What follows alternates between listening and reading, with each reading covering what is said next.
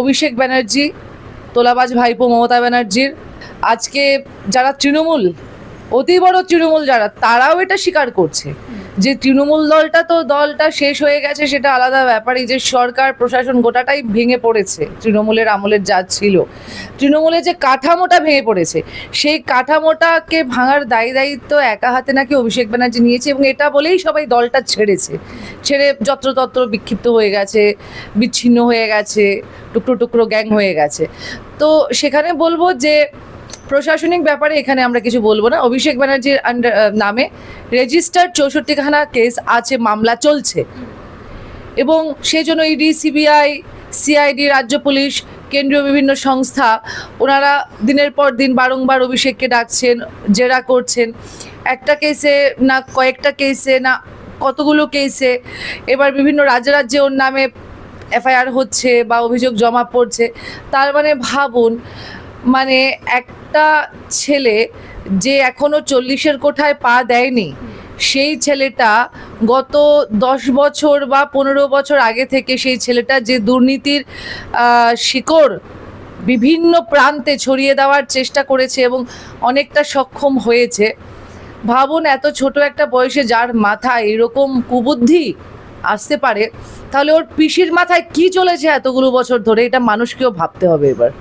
আচ্ছা দিদি, দেখি আপনি পিসির কথা বলতে আমরা শুরু করছি যে মমতা বন্দ্যোপাধ্যায়কে যে একের পর এক নিরাপত্তারক্ষী এর আগে তো হাঁটানো হয়েছিল, যেটুকু দরকার নিরাপত্তা দেওয়ার সেটুকু নিরাপত্তা দেওয়ার কথা বলা ছিল, কিন্তু এখন দেখা যাচ্ছে যে বছর 20 ধরে মমতা বন্দ্যোপাধ্যায় যে নিরাপত্তারক্ষী ব্যবহার করা হয়েছিল সেই নিরাপত্তারক্ষীকে হাঁটানো হলো, এবং নতুন যে নিরাপত্তা সেই নিরাপত্তা থেকে মমতা ব্যানার্জি নিরাপত্তা নিতে চাইছে না। কেন মমতা ব্যানার্জি নিরাপত্তা নিতে চাইছেন না? নতুন যে নিরাপত্তারক্ষীদের নিরাপত্তা নিতে চাইছেন না, সেটা উনি অনেক কিছুই চাইতে পারেন, অনেক কিছুই না চাইতে পারেন। এবার সরকার কিভাবে কাজ করবে, আফটার অল উনি একটা সময় মুখ্যমন্ত্রী ছিলেন। দুর্ভাগ্যবশত উনি একজন ইলেকটেড অটোক্রেটিক সরকারের মাথা ছিলেন, সেই সিএম চেয়ারটায় বসেছিলেন। তো স্বাভাবিকভাবে এখন তো বর্তমান রাজ্য সরকারের দায়িত্ব তো বর্তায় ওনাকে একটা সিকিউরিটি দেওয়ার। রাজ্য সরকার হয়তো মনে হয়েছে যে গত 20 বছর ধরে যে বা যারা মমতা ব্যানার্জির সিকিউরিটির দায়িত্ব নিয়ে এসছে, তারা আজকের দিনে যে এরকম জনরোষের মুখে তৃণমূলের বিভিন্ন নেতা, মন্ত্রী, আমলাদের, বিভিন্ন মাথাদের, বিভিন্ন হোতাদের, বিভিন্ন হনুদের পড়তে হচ্ছে, যেভাবে দিকে দিকে ডিম থেরাপি, গোবর থেরাপি ইত্যাদি ইত্যাদি থেরাপি দেওয়া হচ্ছে। তো বর্তমান সরকার প্রচণ্ড সংবেদনশীল সরকার। শুভেন্দু অধিকারী আমাদের মুখ্যমন্ত্রী, উনিও জানেন যে জনরোষ যখন বিশাল বড় আকার ধারণ করে তখন কাউকেই নিস্তার দেওয়া হয় না, কাউকেই ছাড় দেওয়া হয় না। তো হয়তো সেই জনরোষটা থেকে কেননা অনেক হয়ে গেছে, ছোট বড় মাঝারি মাপের নেতাদেরকে অনেক থেরাপি দেওয়া হয়ে গেছে, এবার মানুষ চাইছে আসল মাথাটাকে ধরতে। তো সুতরাং মানুষকে তো এইভাবে শান্ত করাবার চেষ্টা আমরাও করছি, সবাই মিলে করছি। আমরা এরকম থেরাপিতে বিশ্বাস করি না। এখানে মানুষ পরিবর্তন এনেছে, আমরা পরিবর্তনের ডাক দিয়েছিলাম, মানুষ সেখানে পরিবর্তনের সরকার এনেছে। মানুষের মনে যে ভয়টা ছিল সেটা কেটে গেছে। আমরা বলেছিলাম যে ভরসাহীন, ভয় আউট। মানুষের মন থেকে সেই ভয়টা কেটে গেছে, যে তৃণমূল কালচারের ভয়টা, থ্রেট কালচারের ভয়টা। সুতরাং মানুষ এখন আসল মাথাটাকে ধরতে চাইছে। সংবেদনশীল সরকার, অমায়িক সরকার, বর্তমান পশ্চিমবঙ্গ সরকার বিজেপি দ্বারা পরিচালিত। আমরা কোনোভাবেই চাই না মমতা ব্যানার্জির কোনোরকম কোনো ক্ষতি হোক। সেই জন্য আরও উন্নত পরিমাণের সুরক্ষা ব্যবস্থা দেওয়ার চেষ্টা করা হচ্ছে। এবং উনি নেন কি না নেন এটা ওনার উপর বর্তায় না। রাজ্য সরকার এটা দিয়েছে এবং উনি এটা নিতে বাধ্য। আচ্ছা দিদি, এই যে আইনের নানা কথা হচ্ছে, বাট সেই পরিপ্রেক্ষিতেই আসছে যে মেসি কাণ্ডে অরূপ বিশ্বাসকে একের পর এক তলব করা হয়েছে, অরূপ বিশ্বাসকে পাওয়া যাচ্ছিল না, অরূপ বিশ্বাস একের পর এক হাজিরা এড়াচ্ছিল, এবং অবশেষে দেখা গেল যে একদম ইন্টারন্যাশনাল লেভেল থেকে মেসির যে টিম, সেই টিম নাকি বিধাননগর কমিশনারেটকে মেল করেছে, এমনটাই দাবি করেছে শতদ্রু দত্ত। এবং শতদ্রু দত্ত নিজেও হাইকোর্টের কাছে, উচ্চ আদালতের কাছে দ্বারস্থ হয়েছে এই মেসি কাণ্ড নিয়ে, এবং দেখা যাচ্ছে অবশেষে আজকে অরূপ বিশ্বাস তিনি বিধাননগর যে থানা, সেই থানায় হাজিরা দিচ্ছেন। কি বলবেন, একদম ইন্টারন্যাশনাল লেভেলে এই ঘটনাটা এতটাই প্রচার হয়েছে যে একদম মেসির টিমকে মেল করতে হলো শেষমেশ। হ্যাঁ, তো আমরা তখনই সেটা বলেছিলাম যে এই তৃণমূল সরকারের যতগুলো শাখা প্রশাখা ছিল একটাই পোস্ট, বাকি সব ল্যাম্প পোস্ট, এবং যে কটা ল্যাম্প পোস্টকে মমতা ব্যানার্জি বিভিন্ন দায়িত্ব দিয়ে রেখেছিল, সে অগ্নিকাণ্ডে মানুষ মারা হোক বা এই যে ভূমি এবং ভূমি সংস্কার তো সেটাও মমতা ব্যানার্জির আন্ডারে ছিল, সেখানে ইললিগেল বিল্ডিংস কনস্ট্রাকশন বাড়ানো হোক, দমকল মন্ত্রী সুজিত বসুর এই যে বিভিন্ন জায়গায় টাকা খেয়ে এই ইলেকট্রিসিটির পারমিশন না দিয়ে ওইখানে আবার করতে দেওয়া, মানে ওইখানে একটা বৈদ্যুতিক ব্যবস্থা করতে দেওয়া। দেখুন, ব্যাপারটা হচ্ছে মেসিকাণ্ডে যেটা হয়েছে সেটা হচ্ছে 203-এর লড়াই। 203-এর লড়াইতে মাঝখান থেকে বাংলা এবং বাঙালি জাতির মুখটা পড়েছে, এবং সেটার দায় দায়িত্ব যতই শতদ্রুবাবু যতই যা কিছু বলুন না কেন আজকের দিনে অরূপ বিশ্বাসকে তো ছাড়া যাবে না, মানে যাবে না। সেটা শুধু ফুটবল প্রেমীদের ভাবাবেগকে আঘাত করা নয়, আপামর পৃথিবীর কোনায় কোনায় যতজন বাঙালি আছে সেই বাঙালির মাথাটাকে হেট করেছে এই অরূপ বিশ্বাস যে সরকারে ছিল তৃণমূল সরকার, যে দলে ছিল তৃণমূল দল, এবং তার সাথে শতদ্রু দত্ত। কেন শতদ্রু দত্ত তখনই অরূপ বিশ্বাস এরকম করছে, তৃণমূল এরকম করছে করে সুপ্রিম কোর্টে কেন মুভ করেননি তিনি? কিসের জন্য সুপ্রিম কোর্টে?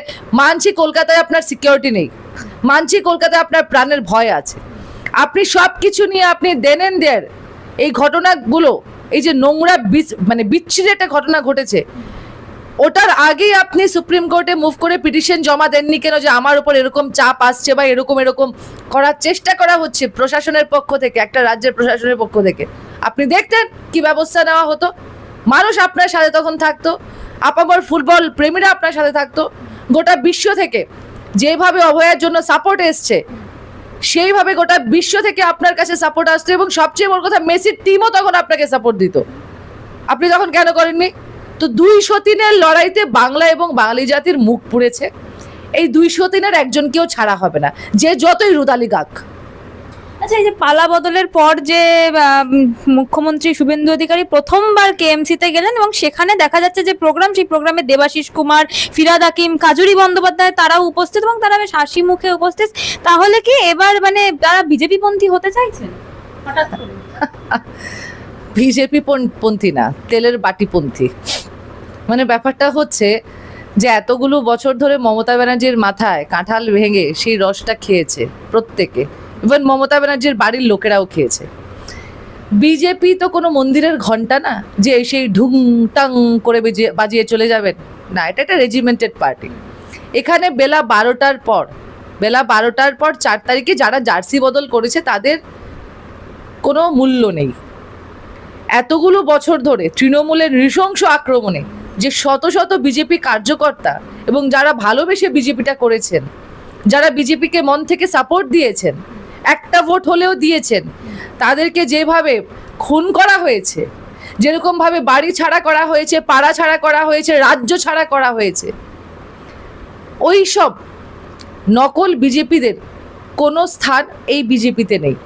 হ্যাঁ, তেলের বাটি নিয়ে যদি রাস্তায় ঘুরতে চায় ঘুরুক, এটা যার যার ব্যক্তিগত ব্যাপার। শুভেন্দু অধিকারী আমাদের মুখ্যমন্ত্রী, তিনি শুধুমাত্র বিজেপির মুখ্যমন্ত্রী নন, তিনি গোটা বাংলার মুখ্যমন্ত্রী। সুতরাং এই গোটা বাংলাতে এরাও পড়ে। এরা যদি মনে করে যে শুভেন্দু অধিকারী বাবুকে ওই তেলের বাটি হাতে নিয়ে তেল দেখিয়ে ভাববে যে না একটু অয়েলিং বাটারিং করে এনার মনটা গলিয়ে নেওয়া যাবে, না। শুভেন্দু অধিকারী অন্য ম্যাটেরিয়ালের তৈরি একজন রাজনীতিবিদ, উনি জানেন কাকে কোন ট্রিটমেন্টটা দিতে হয়। আচ্ছা, এই যে কাজরি বন্দ্যোপাধ্যায়ের কথা হচ্ছে, তাতে দেখা যাচ্ছে যে তিনি বলছেন যে তিনি নিজেই বুঝতে পারছেন না তিনি কোন পার্টি করছেন। আবার খবর আসছে যে সুদীপ বাবুকে কেন্দ্রীয় মন্ত্রী করা হতে পারে। তাহলে মানে বিজেপির যে নিচু তলার কর্মী, তাদের কি এই মানে কাছে কি বার্তা যাচ্ছে এই ঘটনাগুলোর মধ্যে থেকে? দেখুন, একটা কথা বলি, আমি গতকালকে একটা চ্যানেলকে বলেছিলাম, আমি এই কথাটা প্রচণ্ডভাবে ডিফার করছি। বিজেপিতে নিচুতলা, উঁচুতলা, মধ্যতলা কোনো তলা নেই। আমাদের দেশের প্রধানমন্ত্রী স্বয়ং নরেন্দ্র দামোদর দাস মোদীজি, উনি অবধি বলেছেন যে উনি একজন কার্যকর্তা।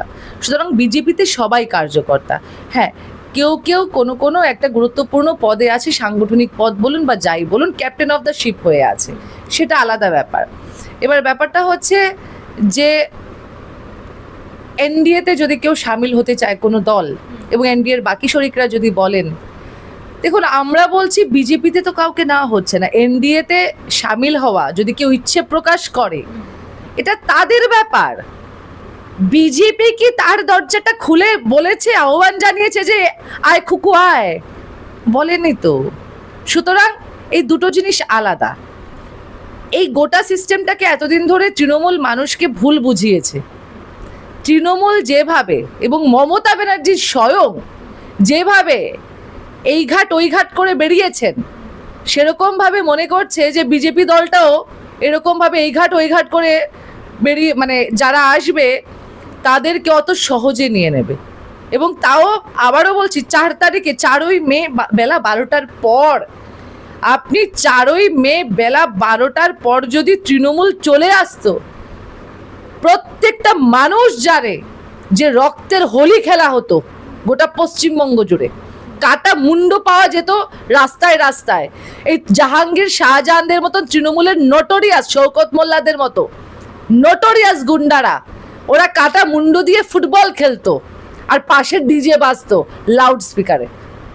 সুতরাং মানুষও জানে, বিজেপির প্রত্যেকটা কার্যকর্তাও জানে, বিজেপির প্রত্যেকটা নেতা জানে, আমাদের যশস্বী প্রধানমন্ত্রীজি জানেন, আমাদের চাণক্য আমাদের অমিত শাহজি জানেন, আমাদের মুখ্যমন্ত্রী শুভেন্দু অধিকারী বাবু জানেন, আমাদের রাজ্য সভাপতি শ্রী শ্রমিক ভট্টাচার্য মহাশয় জানেন যে কর্মীদের কার্যকর্তাদের ভাবাবেগে আঘাত দিয়ে কোনোদিন কোনো সফলতা অর্জন করা যায় না। এবং ওনারা দায়িত্বশীল এই ব্যাপারে, ওনারা সহানুভূতিশীল, ওনারা দায়িত্বশীল, যে কারণে এখন অবধি বিজেপির দরজা এদের কারোর জন্য খোলা হয়নি। আচ্ছা দিদি, এই যে একের পর এক নানা সাংসদ ভোল পাল্টাচ্ছে, এমএলএরা ভোল পাল্টাচ্ছে, বা দেখা যাচ্ছে রচনা বন্দ্যোপাধ্যায় তার এককালে একদম মানে তিনি একসময় তো প্রচুর উন্নয়ন দেখতে পেয়েছিলেন পশ্চিমবঙ্গ জুড়ে, এবং তিনি বলেছিলেন মমতা বন্দ্যোপাধ্যায় রাজনীতির কিছু বোঝেন না, মমতা বন্দ্যোপাধ্যায় নাকি তার মায়ের মতো, মানে এরকম একটু মন্তব্য তিনি করেছিলেন। এবং তার মানে হঠাৎ করে তিনি এখন পাল্টি খাচ্ছেন, তিনি বলছেন যে 15 বছরে যেই উন্নয়ন হয়নি সেই উন্নয়ন ডাবল ইঞ্জিন সরকার করছে এবং ডাবল ভাবে উন্নয়ন চলছে, সেই উন্নয়নে উনি সামিল থাকতে চান। কি বলবেন? মেকআপটা পরে বলেছেন না মেকআপটা ছাড়া বলেছেন, জানি না আমি কিভাবে বলেছেন। হ্যাঁ, এবার ব্যাপারটা হচ্ছে উনি বিভিন্ন ব্র্যান্ডের মেকআপ ইউজ করেন, উনি তো অভিনেত্রী একজন এবং খুব ভালো অভিনেত্রী, আমারও ওনার অভিনয় ভালো লাগে। এবার উনি যেই সময় তৃণমূল আমলে উনি different kind of makeup use করতেন, এখন বিজেপির আমলে এসছে, উনি এখন ভেবেছেন মেকআপটা একটু চেঞ্জ করা প্রয়োজন, ব্র্যান্ডটা চেঞ্জ করা প্রয়োজন। এ ব্যাপার হচ্ছে এই যে মেকআপের ব্র্যান্ডটা চেঞ্জ করেছেন, এই মেকআপের ব্র্যান্ডটা ওনাকে স্যুট করবে না, অ্যালার্জিক কি নন অ্যালার্জিক না, সেটা তো সময় বলবে। যে যা বলার বলতে দিন না। আমরা বলছি ডবল ইঞ্জিনের সরকার নয়, ট্রিপল ইঞ্জিনের সরকার চলছে। কেন্দ্র সরকার, রাজ্য সরকার, রাজ্যের মানুষ। তৃণমূল কখনোই রাজ্যের মানুষকে নিয়ে চলেনি, আমরা রাজ্যের মানুষকে নিয়ে চলছি। সুতরাং আমরা বলবো ট্রিপল ইঞ্জিনের সরকার। প্রশংসা করছে, প্রশংসার মতো যদি প্রশংসা করে, মন থেকে যদি আসে, স্বাগত ওনাকে, এই কথাটা বলার জন্য ধন্যবাদ জানাই। কিন্তু যদি ওই আবারও বলছি, তেলের বাটি হাতে নেওয়া দলের মধ্যে যদি নিজেকে সামিল করাতে চায়, তাহলে তেলের বাটি হাতে নিয়েই ঘুরতে হবে ওনাকে, আর এই কথাগুলো তো অবশ্যই বলতে হবে। আবারও হাইকোর্টের দ্বারস্থ হলেন মমতা ব্যানার্জি, এইবার খোদ শুভেন্দু অধিকারীর বিরুদ্ধে তিনি ভোটে হেরে গেছেন, এবং সেই ঘটনার বিরুদ্ধে, যে ভবানীপুরের যে রেজাল্ট, সেই ঘটনার বিরুদ্ধে শুভেন্দু অধিকারীর বিরুদ্ধে তিনি মামলা করলেন। কি বলবেন, মানে এখনো তিনি হার মানতে পারছেন না? দেখুন, উনি এরকম একজন মানুষ বা এরকম একজন রাজনৈতিক ব্যক্তিত্ব যিনি মনে করেন যে উনি কখনো হারতেই পারেন না। এবার ব্যাপারটা হচ্ছে যে উনি মানুক আর না মানুক, উনি হেরে গেছেন, ওনার দল হেরে গেছে, উনি সেটা মানুক আর না মানুক, রাজ্যের মানুষ চোখে আঙুল দিয়ে ওনাকে দেখিয়ে দিয়েছে যে ওনার অপশাসনের বিরুদ্ধে গিয়ে মানুষ এক একটা ভোট দিয়েছে। সুতরাং ওনার মানা না মানাতে কিচ্ছু যায় আসে না। আমরা বলবো যে আপনি যদি এখন রিকাউন্টিং চাইছেন, মানে গোটা প্রসেসটা নিয়ে আপনি প্রশ্ন তুলেছেন, যেই জন্য আপনি হাইকোর্টে গেছেন, হাইকোর্ট এটা অ্যাকসেপ্ট করেছে, কেননা হাইকোর্টও জানে যখন উনি যখন মামলাটা করেছেন তখন গোটা প্রসেসটা নিয়েই উনি কথা বলবেন, সেই জন্য হাইকোর্ট মামলাটা নিয়েছে। যেরকমভাবে সুপ্রিম কোর্ট ওনাকে শুধু ওনার মুখ্যমন্ত্রীর চেয়ারটা সম্মান জানাবার জন্য ওনাকে 15 মিনিট বলতে দিয়েছিল, তারপর সবাই দেখেছি কি হয়েছে। এক্ষেত্রেও সেম জিনিসটা হবে, কেননা মমতা ব্যানার্জি আজকে 45 দিন পার হওয়ার পর কেন এই মামলাটা করতে গেলেন? ওনার যদি কাউন্টিং নিয়ে কোনো সন্দেহ থাকতো, উনি আগের দিনও সারা রাত সেখানে বসেছিলেন কাউন্টিংয়ে। আগের দিন কাউন্টিংয়ের দিন সকাল 7টা থেকে উনি বসেছিলেন। উনি কি বেরিয়ে এসে একবারের জন্য বলেছেন, দাবি করেছেন ইলেকশন কমিশনের কাছে যে আমার আবার রিকাউন্টিং চাই? করেননি তো। উনি বলেছেন ওনাকে মারা হয়েছে, ধাক্কা দেওয়া হয়েছে, এই করা হয়েছে, সেই করা হয়েছে। রিকাউন্টিং তো উনি চাননি। সুতরাং এসব জারি জড়ি খাটিয়ে আর লাভ নেই। আমি বলবো বা আমরা বলবো, দিদিমণি আপনার বয়স হয়েছে, আপনার এবার একটু রিটায়ারমেন্ট নেওয়ার টাইম হয়ে গেছে, আপনার দলটা শেষ আর নেই। আপনি শান্ত থাকুন, শান্ত থাকলে সুস্থ থাকবেন, এবং যতটা সুস্থ থাকবেন তত আপনার নামে মিম ম্যাটেরিয়াল কম বেরোবে। আদারওয়াইজ 2 দিন পরে বাংলার মানুষ বলবে যে আপনি একটু রাঁচি ঘুরে আসুন। আচ্ছা দিদি, এইবার একটু আপনার পছন্দের এক ব্যক্তির কথায় আসি, সেটা হচ্ছে কুণাল ঘোষ। এবার কুণাল ঘোষ, আপনি এর আগেও বলেছেন যে কুণাল ঘোষ আপনার খুব পছন্দের একজন ব্যক্তি, তিনি নাকি শকুনি, আবার ধুরন্ধর সিনেমার একটি ক্যারেক্টার সাথেও আপনি তার তুলনা করেছিলেন। এবং এবার দেখা যাচ্ছে যে খোদ মমতা বন্দ্যোপাধ্যায় পাড়ায় কুণাল ঘোষ ডিম খেলেন, এবং সেটা নিয়ে তিনি যদিও বা মানে আইনের দ্বারস্থ হয়েছেন, এবং সেখানে নাকি 2 জনকে গ্রেফতার করা হয়েছে যারা ডিম ছুঁড়েছে, এবং যে ডিম ছুঁড়েছে সে বলেছে যে এই লোকটাও কম দুর্নীতি করেনি, এরকম বলেছে। এবং দেখা যাচ্ছে যে কুণাল ঘোষ নিজে এবার বলছেন যে এই ডিম খাওয়ার পরে বলছেন যে 1 মাঘে কখনো শীত যায় না, এই কথাটি তিনি বলেছেন। কিভাবে বিশ্লেষণ করবেন?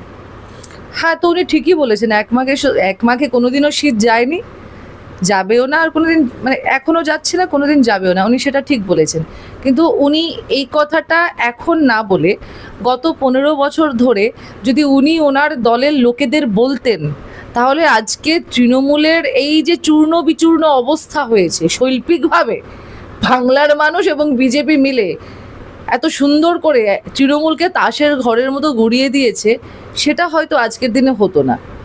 সুতরাং আমরা মনে করছি, আমরা এই ডিম মারা কুণালবাবুকে ডিম যে মারা হয়েছে বা উনি ডিমটা খেয়েছেন, তো আমরা বলবো যে এই জিনিসগুলোকে আমরা সাপোর্ট দেই না। কিন্তু এবার মানুষের ক্ষোভ, জনরোষ, এটাকে তো আটকানো যাবে না। এবার দেখুন, ওনাকে জাস্ট ডিমটা মারা হয়েছে, এবং কাঁচা ডিম চুলের জন্য, ত্বকের জন্য ভালো। আমরা বলবো যে ডিমটা না মেরে ওনাকে 1 ক্রেট ডিম উপহার দিতে পারা যেত। মানে আমার যদি কখনো হয়, আমি ওনাকে 1 ক্রেট ডিম, হাঁসের ডিম বা মুরগির ডিম আমি ওনাকে উপহার দেব, যে কাঁচা ডিম সত্যিই শরীরের জন্য ভালো। হ্যাঁ, এটা একটা ব্যাপার। ডিম সেদ্ধ খাওয়া ভালো, সানডে হইয়া মানডে, রোজ খাওয়া ওয়ানডে, আমরা ছোটোবেলা থেকে শুনেছি শরীরে শক্তি বাড়ে, হয়। তো সেখান থেকেই বলবো যে আমরা এটাকে সমর্থন জানাই না এই জিনিসটাকে। আর আমাদের মনে হচ্ছে উনি যে 2 জনের নামে বলেছেন, পরচুলা এবং ভ্রাম্যমান বিউটি পার্লার, ওই 2 দাদা বৌদির কাণ্ড হলেও এটা হতে পারে।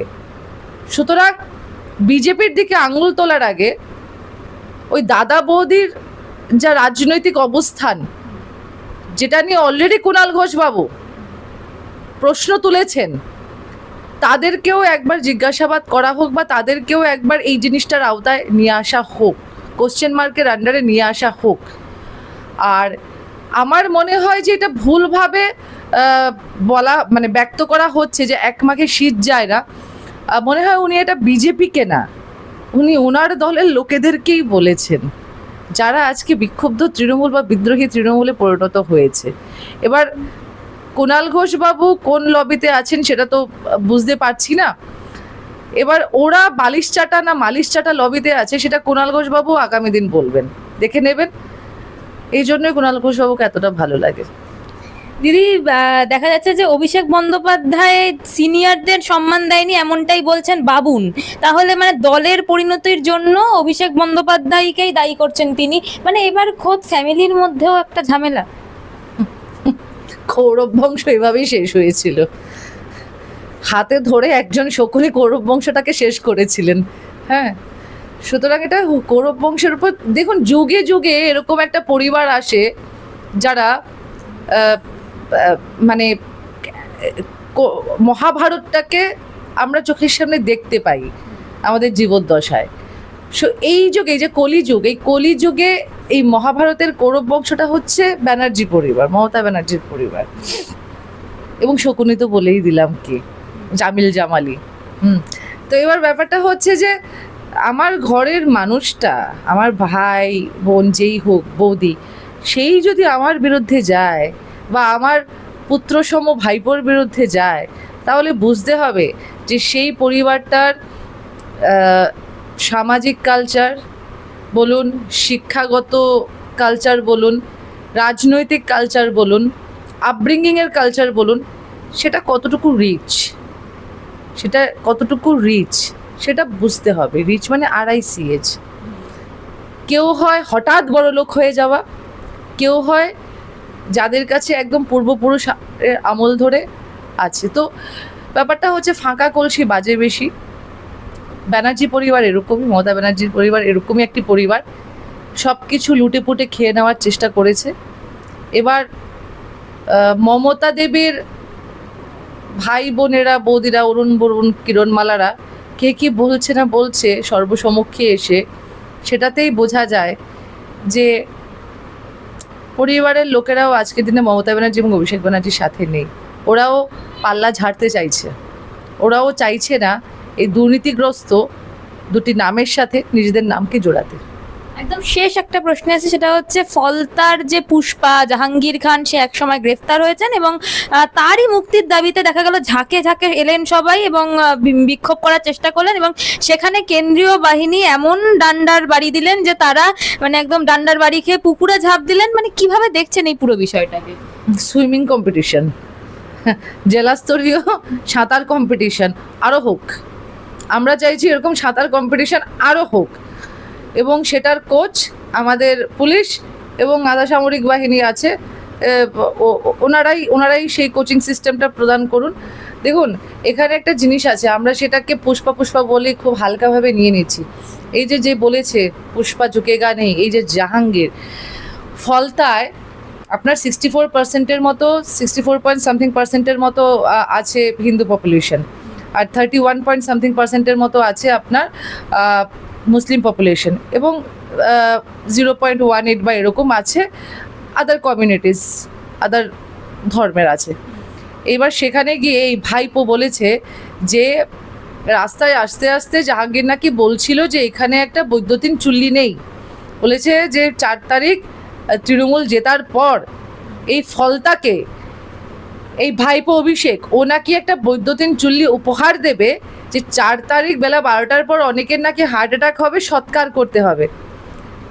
একবারও কিন্তু বলেনি যে জাহাঙ্গীর বলেছে একটা কবরখানা নেই, একবারও বলেনি যে জাহাঙ্গীর বলেছে যারা কবরখানার জন্য জমি চাই। সৎকার কাদের করা হয়? যারা হিন্দু সম্প্রদায়ের, যারা সনাতনী সম্প্রদায়ের, তাদের করা হয় সৎকার। মানে বেছে বেছে কিভাবে হিন্দু নিধন চলতো, এবং এই ডায়মন্ড হারবার মডেলের কথাই ভাইপো বরাবর বলে আসছে।